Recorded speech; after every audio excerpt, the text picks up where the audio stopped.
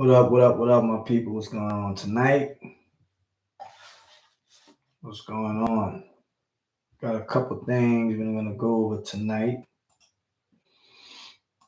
First, let me do a couple things on my computer. See if we can get this going.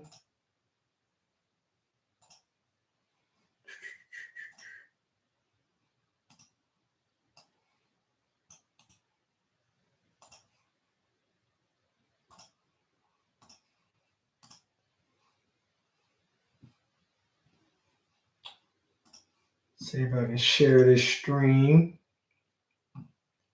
right quick.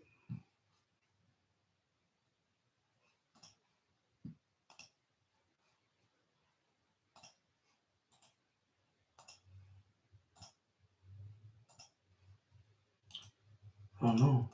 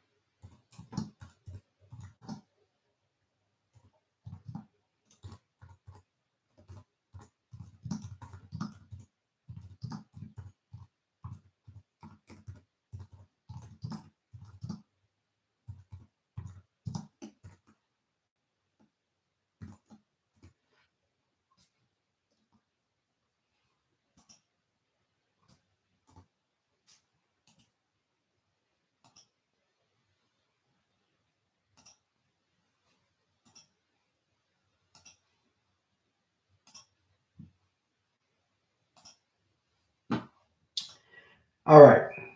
What we got? What do we have? So let's get straight into it. So basically, we're gonna go over tonight. First, we're gonna go over weekly pay as usual. We're gonna see what we made in the previous week. I believe we have some step decks, flatbeds, large end, maybe even a console. I don't know. I gotta check it out. Also, we're gonna go over some stuff between owner operators, vases versus company driver, because there is a difference. I think a lot of people don't understand that there's a difference.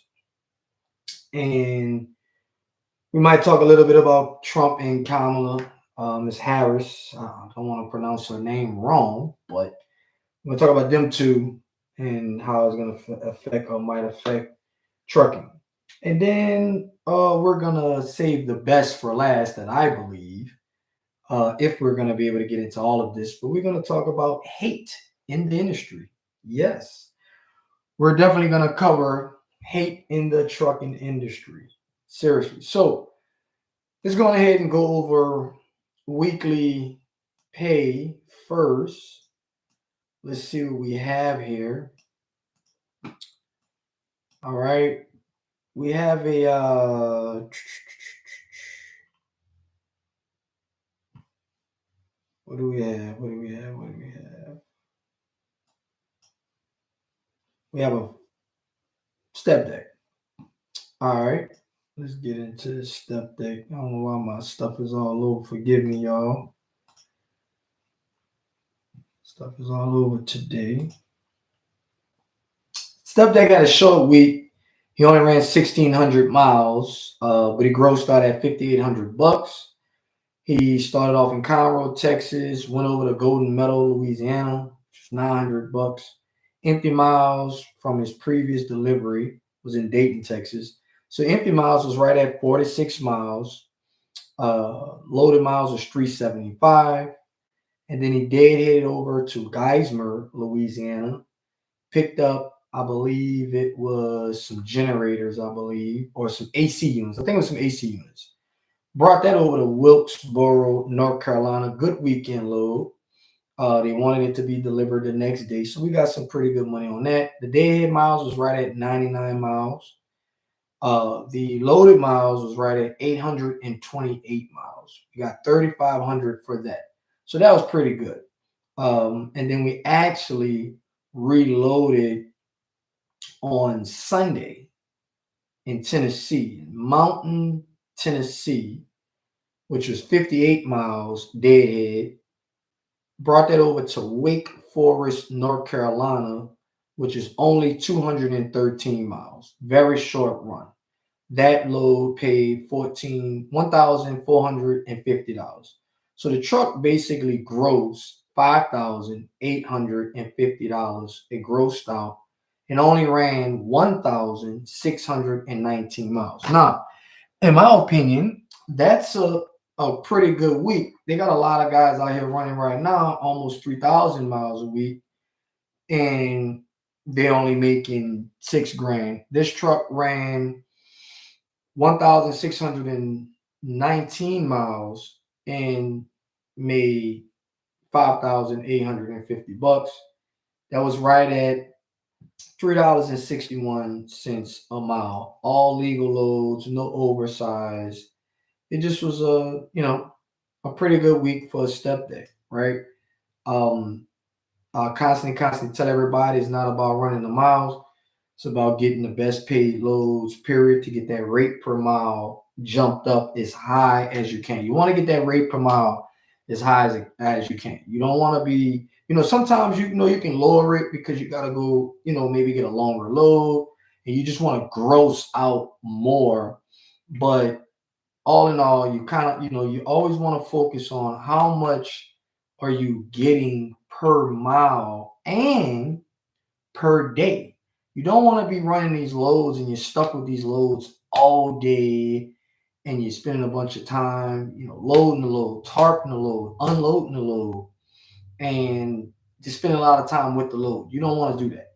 You want to get the load, load it up, get rid of it, and then load your next load up, right? And you want to run as less miles as possible. There's less wear and tear on the truck. There's less fuel you're burning. There's less energy you're burning because you're driving. If you're driving the truck, I wasn't driving this truck. This is one of my teammates driving the truck.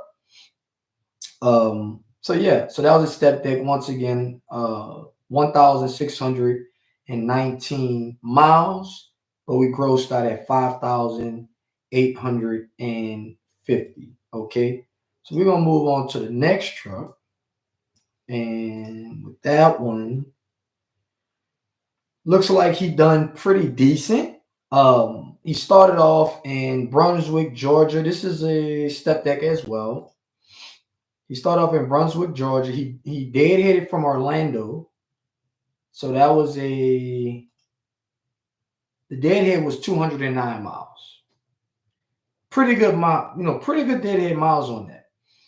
He deadheaded the 209 miles. He picked up in Brunswick, Georgia. Legal load. He delivered that over to Vicksburg, Mississippi. Loaded miles was 614 miles. After that, he actually deadheaded all the way back to his home city, which is the New Orleans area. I think he had something to do, or we had something to do to the truck or whatever. So we actually lost the day on that. Once he delivered it, we actually lost the day and didn't load up to the next day. So that was kind of unfortunate with that. But even though he did hit 216 miles, picked up in Bellchase, Louisiana, delivered that over to Fort Myers, Florida. That was 790 miles. So the load paid $4,500. All right. Of course, that's well over $4 a mile for that. It was going in Florida. You definitely need to get as close to $4 a mile as you can, or just as much as you can. I don't, don't put a mark on that, right? Or don't put a like a stop on that. Like, get as much as you can, right? Don't limit yourself, right? That's the word I was looking for. Don't limit yourself. So 4,500 on that. That was 216 empty miles deadheading to the pickup. and then 790 loaded miles, right? 91. Now, out of Florida, he didn't do too bad. We actually got a load coming out of Winter Haven, Florida, which was 109 empty miles. Brought that over to Beaumont, Texas, which was 900 miles. Horrible load, and only paid $1,250. So all in all, for that week total, the total miles on that was 2,839 miles. The truck grossed $7,223. So that was $2.54 for all miles. Once again, always remember, I calculate all miles. I don't calculate just loaded miles. If we was to, pull up the calculator and calculate this just for loaded miles, which most people only do, we got 614 plus 791 plus 900. That's 2,305 miles. So if you divide 7,223 by 2,500, basically, that'll be right up, almost 290 a mile, right? Once again, I calculate all miles, empty miles, and everything because the driver is driving all the miles, not just loaded miles. So $2.54 a mile for that, and that was a step deck as well. One of the loads did require a permit. I'm sorry about that. The Bell Chase to Florida did require a permit. That was $118 all in for the permits. None of these loads was tarp. None of the loads previously for the other truck was tarp either. These are all non-tarp. Only one oversized out of all these loads. So let's go on ahead and go to the next truck. I believe that's going to be mixed. I think that's going to be some of the loads is Origin and some is a step deck. Well, let's see. All right, quick. So Houston. So we got a Mobile to Houston. He started off in Mobile, I believe, actually, the week before that.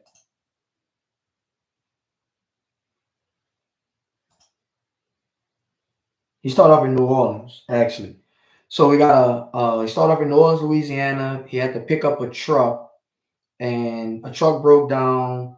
Actually, the truck didn't break down. The truck was in the shop in Florida. It was a whole situation. I flew to Florida to basically go pick up the truck. It was in the Miami area. Went to go pick up the truck. The mechanic did not fix the truck like he was supposed to. As soon as I got in the truck, the DF went to acting crazy. He was delivering a load probably, I think, like 180 miles from there. So it was RGN. So I got him to just swing by, pick up the truck, bring the truck back. We actually brought it to another shop.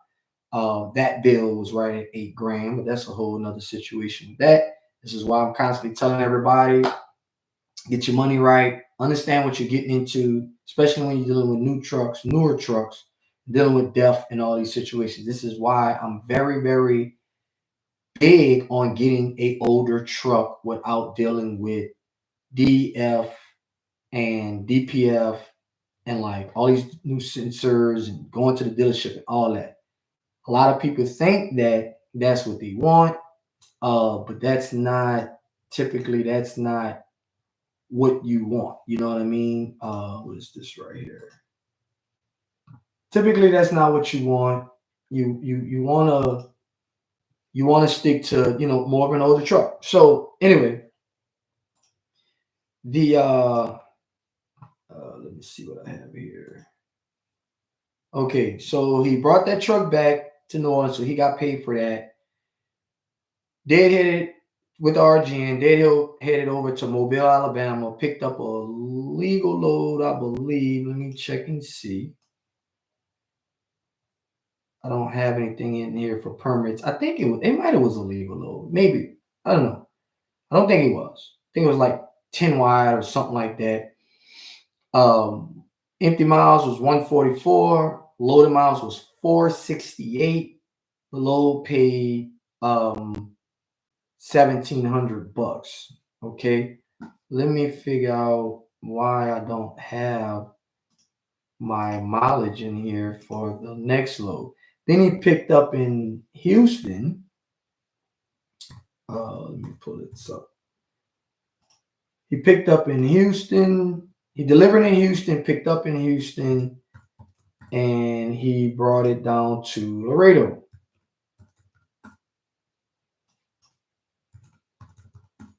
Okay. That was 315 loaded miles. All right. I don't know why I didn't have that in there. But that's okay. And he delivered in Laredo. I think we had a little trouble getting the load out of there. It was the weekend. It was a horrible, horrible, horrible market. And he picked up in Laredo and brought a load back to Mobile, Alabama. He only ran 1,717 miles as far as pulling loads. The other load, bringing the truck back, is not included in that. So 1,717 miles. That's all miles, loaded and empty miles. The truck grossed 5,000. That was $291 a mile. That was actually a bad week. But I'm very transparent, and I want everybody to know sometimes you're not going to have good weeks. You're going to have some rough weeks, and you need to prepare for that. So that was all RGN. Actually, it's probably the worst week we've ever had over here in an RGN ever since I've been doing this. The market has been slowing up. I believe it's got something to do with the election. A lot of customers, they're just holding off. They don't want to ship any freight. As y'all know, if whoever watched my channel, y'all know that we have a brokerage as well. That's what my wife runs. And I'm kind of in on these conversations. I'm the one that's bidding all the loads and everything. And the market is just, it's slowing up. Nobody wants to, ship freight. And even the brokers, everybody think that even the shippers, everybody think that the brokers is the one that's like, they're just giving out cheap freight. Now, don't get me wrong. A lot of times that's the case, right? Brokers, they want to keep all the money. But most of the time in this market right now, that's not what's going on, right? Once again, like I said, we have a brokerage too. So, cold calling, emailing, LinkedIn, we're doing whatever it takes to build relationships with shippers to talk to them. And when they finally do send over a load to bid, I bid on a load as a broker. We bid on a load. They sent it over. They said, hey, can you quote this load for us? We're like, okay, cool. It was coming from basically north of Houston going to Hattiesburg, Mississippi. It was, I think it was, like, I don't know, 500 miles or something like that, 450 miles or 500 miles, right? I quoted him $1,000. Okay. It was a hot shot load, right? But it also could have went as a bigger partial, but it was a hot shot load. I quoted him $1,000. The reason why I quoted him 1,000 is because I want to make sure I give my carrier some money, then we make some money as well too, right? As a broker. Remember, the load was only going 450 miles, 500 miles. The shipper responded in an email and said, thank you for the quote, but we covered it for $600. Wow. 600. That's almost $1 a mile. Like, that's not too far from $1 a mile. And this is straight from a shipper. This is not a broker. Okay. I had another shipper. We quoted some loads, and I can't even remember what the numbers was, but basically it was just cheap. I'm saying that to say, don't really get mad with the brokers all the time. It's not always the broker that's doing, like, quote unquote, taking the money per se, right? So that's that. So that's the trucks we're going to talk about this week. I should have more trucks to talk about next week, but that's the numbers. Let's get into the next topic. So I've been talking to a lot of company drivers that want to become a owner operator, and I've been trying to talk to them and give them some advice on how to basically run their business while they're a company driver before they even become an owner operator. And I'm noticing that, you know, there's some miscommunication or some misunderstandings between the owner operator, between the company driver position and owner operator position, right? So let's get into it. Owner operator versus company driver. Well, a lot of company drivers, if you're out there, and especially if you're watching right now, you got to understand that if you're a company driver is totally different from a owner operator. All right, the position that they hold, it's a totally different deal. Okay, when you want to, if you're a company driver and you want to cross over to being an owner operator, that is a totally different ball game. All right, a company driver doesn't have to worry about if they're late for a load and the broker is going to fine the company a couple $100 because he's late or she's late, right?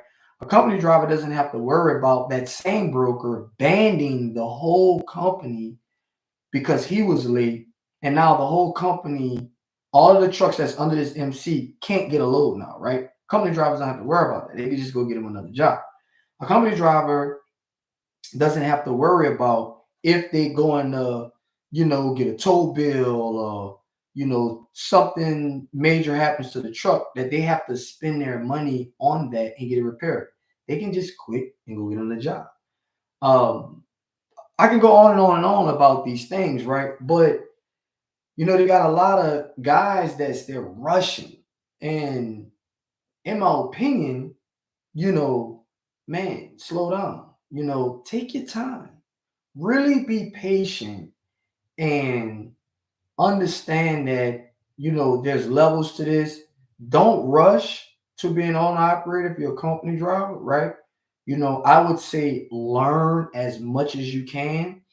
If you're the company driver, when you're getting fuel, make your spreadsheet. Look how much fuel that you're spending in a week. Look how many miles that you're running. Run the truck and write down everything and calculate everything based off of like your, think in your mind, this is my truck. I'm the owner operator, right? Run the truck like that, okay? But a lot of guys, they're rushing. They're moving so fast and they're jumping into this game and they're taking their last little bit of money and they go get a truck. And then the truck might break down. Or maybe they can't lease on anywhere, right? Or maybe they took their last and they bought the truck and they got their own authority, but now they don't even know how to really find loads because when they were a company driver, they wasn't dispatching themselves. They had a dispatcher. So now they got to dispatch themselves, right? Or, they jumping in the game. They don't really know where to run. They don't really know how much they really need, per mile. None of this stuff. All they know is they save their money. They went and bought a truck. Especially now, trucks are cheap. They're financing cheap. It's so easy to get a truck. Like, if you're in a market for a truck, right now is the time to buy a truck. It's no difference than the stock market crashing and it's in a free fall down. That is what's happening with trucking. This is why a lot of people are getting out of trucking. They're going bankrupt and they're doing bad. And they got a lot of negative videos going around on social media. Y'all know me. I don't do the negative videos. I try as much as possible to stay positive. Now, I'll have to say this. Right now, trucks are cheap. They're dirt cheap. The trucking industry is in a free fall. It's going down, right?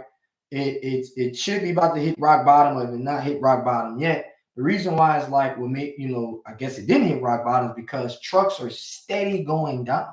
Like they're steady being cheaper, right? So you definitely want to, if you want to get a truck now, right? Because the market is it's a good market to buy trucks right now, right? So you definitely want to do that. Anyway, like I was saying, if you are a company driver, please take your time before you go buy a truck. Don't rush out there and go buy a truck. Take your time and go buy a truck. Do not rush. Save your money. I would say if you're not forced to go get your own truck, I would say, save up about, save up your down payment. Listen, in my opinion, I'm gonna be honest.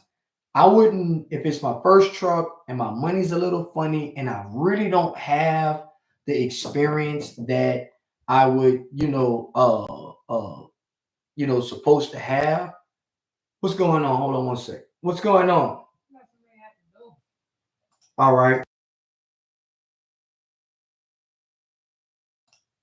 Excuse me, I had a little interruption. But basically, you can buy the I would say I would go spend